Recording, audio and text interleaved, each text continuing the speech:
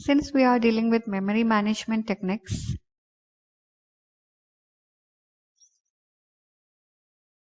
we know what is multi-programming.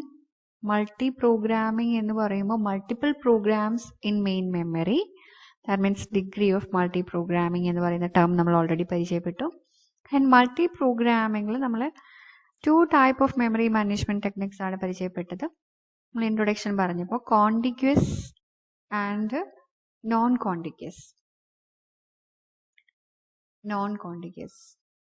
So contiguousനകത്ത് വരുന്നത് static allocationും dynamic allocationും ആണ്.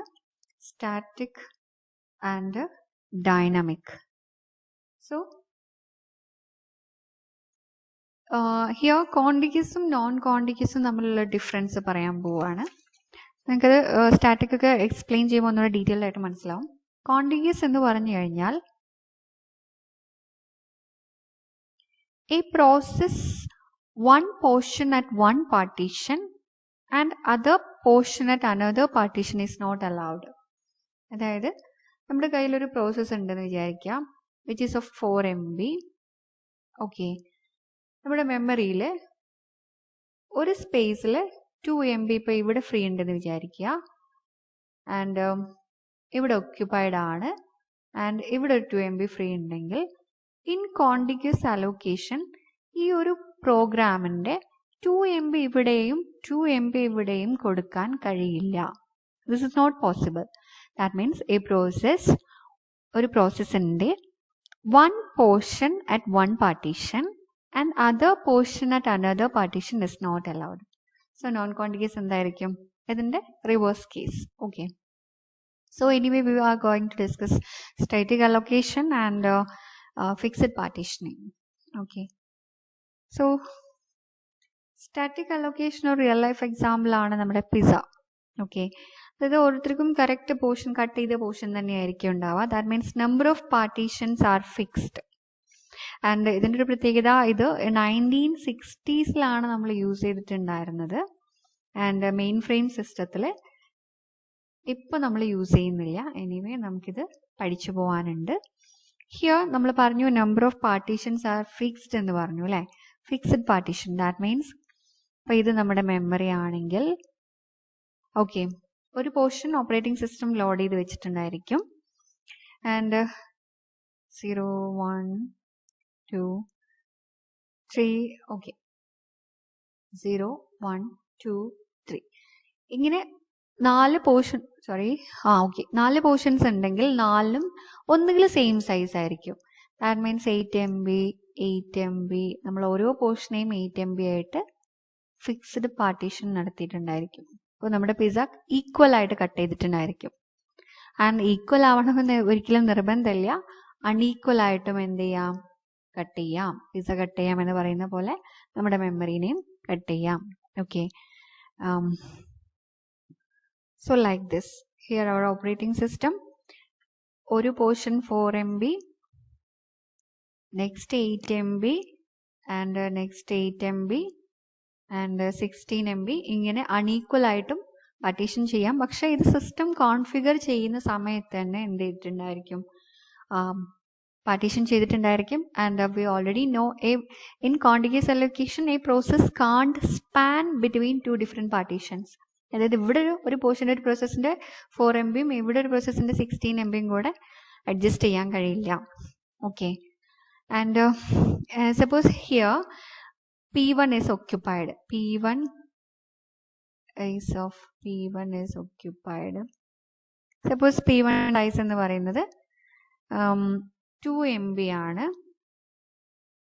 Okay, 2 MB ഇവിടെ occupy ചെയ്തു. then എന്തായിട്ടുണ്ടായിരിക്കും, 2 MB ഒക്യുപ്പൈ ചെയ്ത് കഴിഞ്ഞാൽ 2 MB ഓൾറെഡി P1 എന്ന് പറയുന്ന പ്രോസസ്സ് 2 MB സൈസ് ഉള്ളൂ. So here if it occupies here, then a 2 MB will be free, isn't it? 2 MB free ആയിരിക്കും. Clear? And if suppose നമ്മുടെ P7 എന്ന് പറയുന്ന ഒരു പ്രോസസ്സ് P2 എന്ന് പറയുന്ന process of 7 MB here occupy ചെയ്യുകയാണെങ്കിൽ 7 MB occupied ആയിരിക്കും. ആൻഡ് 1 MB ഫ്രീ ആയിരിക്കും. 1 MB ഫ്രീ ആണ്. And P3 of 7 MB here also occupy ചെയ്യുകയാണെങ്കിൽ നേരത്തെ പറഞ്ഞ അതേ കേസ് 1 MB ഇവിടെ ഫ്രീ ആയിരിക്കും. Then P4 which is equal to 14 MB ഇവിടെ occupy ചെയ്യുകയാണെങ്കിൽ 2 MB ഇവിടെ ഫ്രീ ആയിരിക്കും. 2 MB ഫ്രീ ആയിരിക്കും. ഓക്കെ. ആൻഡ് ഹിയർ നമുക്ക് കുറച്ച് ഡിസഡ്വാൻറ്റേജസ് നോക്കാം. എന്തൊക്കെയാണെന്ന് വെച്ചാൽ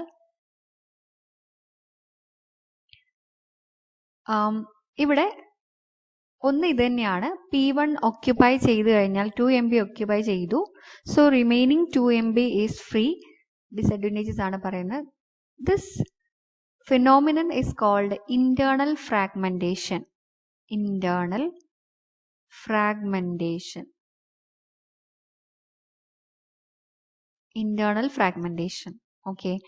അതായത് ടോട്ടൽ 4 MB ആണ് ഓക്യുപ്പൈ ചെയ്യേണ്ടത്. 2 MB ഓക്യുപ്പൈ ചെയ്തിട്ടുള്ളൂ. സോ 2 MB ഫ്രീ ആവുന്നത് ഇതിനകത്ത് തന്നെ സം പ്രോബ്ലം വന്നതാണ്. ഇതിനകത്ത് തന്നെ ഈ പാർട്ടീഷൻ്റെ അകത്ത് തന്നെ കുറച്ച് ഫ്രീ വന്നതാണ്. So such a phenomenon is called internal fragmentation. Okay. So ആ ഒരു 2 MB യൂട്ടിലൈസ് ചെയ്യാൻ കഴിയില്ല. Clear? And one more important thing is there if suppose ഒരു പ്രോസസ്സ് വരികയാണ് P5 ഈക്വൽ ടു 32 MB ഉള്ള പ്രോസസ്സ് വരികയാണെങ്കിലോ, which also cannot be occupied in memory because we already fixed the partition and system configuration time. Okay. Maximum എന്ന് പറയുന്നത് 16 ആണ്. So 16 വരെ MB size വരെയുള്ള പ്രോഗ്രാമിന് മാത്രമേ ഇവിടെ ഓക്യുപ്പൈ ചെയ്യാൻ കഴിയുള്ളൂ. ബിക്കോസ് സിസ്റ്റം കോൺഫിഗർ ചെയ്തപ്പോഴേ നമ്മളിത് ചെയ്തതാണ്. ഓക്കെ. സോ സെക്കൻഡ് ഡിസഡ്വാൻറ്റേജ് ആയിട്ട് നമുക്ക് പറയാം limit in process size. Limit in process size. That is 32 MB accommodate ചെയ്യാൻ കഴിയില്ല. Okay. And third phenomenon is here number of partitions is equal to 4. 1, 2, 3, 4. Okay. So we can bring 5 program. 5 പ്രോഗ്രാമിനെ ഇങ്ങോട്ടേക്ക് കൊണ്ടുവരാൻ കഴിയില്ല. So നമുക്ക് പറയാം ഇപ്പോൾ number of programs in memory is called degree of multi programming.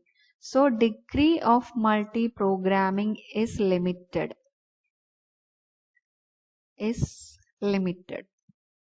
Okay. And next disadvantage എന്ന് പറയുന്നത് ഇവിടെ ഇപ്പോൾ എത്ര ഫ്രീ സ്പേസ് ഉണ്ടെന്ന് നോക്കാം നമുക്ക്. 2 MB 2, 3, 4, 5, 6 ഫ്രീ സ്പേസ് ഉണ്ട്. ഇപ്പം ഞാനൊരു പ്രോഗ്രാം P5 ഈക്വൽ ടു 5 MBനെ ഇങ്ങോട്ടേക്ക് കൊണ്ടുവരാൻ ശ്രമിക്കുകയാണെങ്കിൽ എനിക്ക് ആക്ച്വലി ഇവിടെ 6 MB ഫ്രീ ഉണ്ട്. പക്ഷെ still I'm not able to bring this 5 MB into this memory. Okay. So ഇങ്ങനെയുള്ള ഫിനോമിനനെ പറയുന്ന പേരാണ് external fragmentation. External fragmentation. That means although we have the availability of memory, main memory, still not able to accommodate because of the static partition. This is called what? External fragmentation. These two terms are important.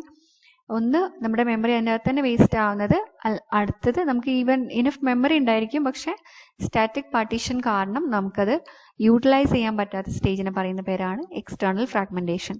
And there is another important point. whenever there is an internal fragmentation there will be an external fragmentation also. Okay. പിന്നെ ഇതിൻ്റെ ഒരു പ്രത്യേകത അല്ലെങ്കിൽ ഒരേ ഒരു advantage എന്ന് പറയുന്നത് which is easy to implement. So നിങ്ങൾ ഏറ്റവും കൂടുതൽ ഇവിടെ കണ്ടത് ഡിസഡ്വാൻറ്റേജ് ആണ്. So this is not used in this time. Okay. So this is about static allocation. Now we move on to the dynamic allocation. So here RAM space is allocated at runtime. നേരത്തെ നമ്മൾ പറഞ്ഞു already നമ്മൾ split ചെയ്ത് അല്ലെങ്കിൽ configure ചെയ്യുന്ന സമയത്ത് partition ചെയ്ത് വെച്ചതായിരുന്നു. ഇപ്പോൾ ഒരു പ്രോഗ്രാം വരുമ്പോൾ അതിൻ്റെ സൈസിനനുസരിച്ച് മാത്രം നമ്മൾ പാർട്ടീഷൻ ചെയ്യാൻ പോവാണ്. So suppose here operating system is occupied and ഞാൻ ഓൾറെഡി പറഞ്ഞു RAM space is allocated at runtime. So P1 is equal to 2 MB വരികയാണെങ്കിൽ നമ്മൾ എന്ത് ചെയ്യുന്നു? 2 MB വരികയാണെങ്കിൽ that P1 is allocated here. P1, okay, of size 2 MB is allocated here. So next P2 4 MB varayanengil next 4 MB is allocated here. P2 4 MB, and the main advantage is that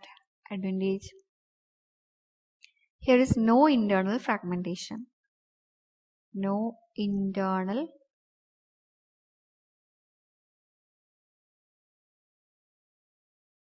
fragmentation. Okay, and one more important thing, inki idupole P2, P3, P4, P5 അങ്ങനെ എത്ര പ്രോഗ്രാമിനെ വേണമെങ്കിലും accommodate ചെയ്യാം. So no limitation on what? No limitation on degree of multiprogramming.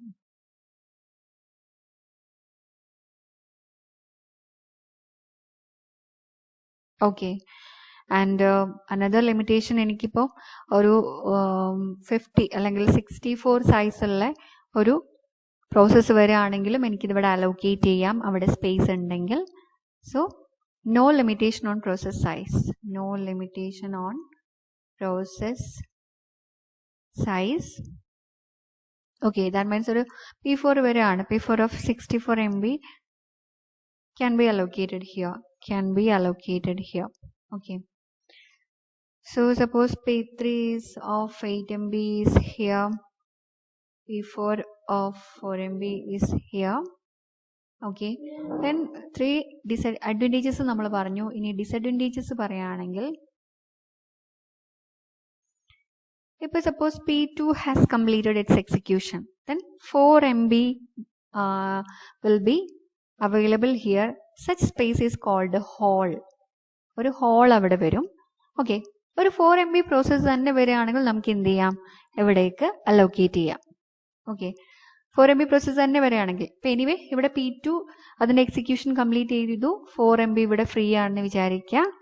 And suppose P4ഉം terminate ചെയ്തു. So ഇവിടെയും ഒരു 4 MB വന്നു. So ഇവിടെയും ഒരു ഹോള് വന്നു, ഇവിടെയും ഒരു ഹോള് വന്നു.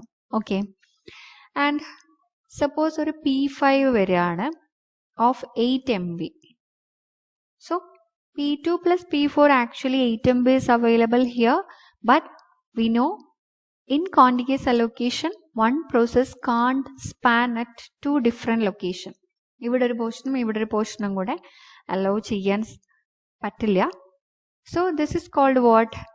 നമുക്ക് ഇനഫ് സ്പേസ് ഉണ്ട്, പക്ഷെ നമുക്കത് യൂട്ടിലൈസ് ചെയ്യാൻ പറ്റുന്നില്ല. So the term is called what? External fragmentation. Okay, and another important thing that is I'm going to discuss here, that the solution for external fragmentation is the term important compaction. Solution for external fragmentation is compaction. That means ഈ ഫോറും ഒന്നിച്ച് കിട്ടുകയാണെങ്കിൽ നമുക്ക് എന്ത് ചെയ്യാം, ഈ സ്പേസിനെ use ചെയ്യാം. So ഈ P3 ഫുൾ പ്രോഗ്രാമിനെ കോപ്പി ചെയ്ത് മുകളിലേക്ക് പേസ്റ്റ് ചെയ്യാം. Copy and paste the process to available free locations. So running പ്രോസസ്സിന് പോസ് ചെയ്തിട്ട് വേണ്ടി വരും കോപ്പി പേസ്റ്റ് ചെയ്യാൻ. ആക്ച്വലി P3 റൺ ചെയ്തുകൊണ്ടിരിക്കുകയാണെങ്കിൽ അതിനൊന്ന് പോസ് ചെയ്യേണ്ടി വരും, എന്നിട്ടേ നമുക്ക് കോപ്പി പേസ്റ്റ് ചെയ്യാൻ പറ്റുള്ളൂ. Okay, so actually this is not, compaction is not desirable അല്ല, അൺഡിസൈറബിൾ ആണ്, but we can use. Anyway നിങ്ങളുടെ അടുത്ത് ഇപ്പോൾ എക്സ്റ്റേണൽ ഫ്രാഗ്മെന്റേഷൻ ഒരു സൊല്യൂഷൻ എന്ന് ചോദിക്കുകയാണെങ്കിൽ answer is compaction. Okay, then another disadvantage is that the allocation and deallocation is complex as compared to the fixed partition. So these all about contiguous allocation, static partition and dynamic partition. Static എന്ന് പറയുമ്പോൾ system കോൺഫിഗറേഷൻ്റെ സമയത്ത് തന്നെ partition ചെയ്തു വെച്ചു. Partition എന്ന് പറയുമ്പോൾ equal പാർട്ടീഷനും ആവാം, unequal പാർട്ടീഷനും ആവാം. ആൻഡ് ഡൈനാമിക് അലോക്കേഷൻ എന്ന് പറയുമ്പോൾ റൺ ടൈമിലാണ് നമ്മൾ അലോക്കേറ്റ് ചെയ്യുന്നത്. So there is no internal fragmentation, but external fragmentation may happen there. The solution for external fragmentation is compaction. Okay. Thank you.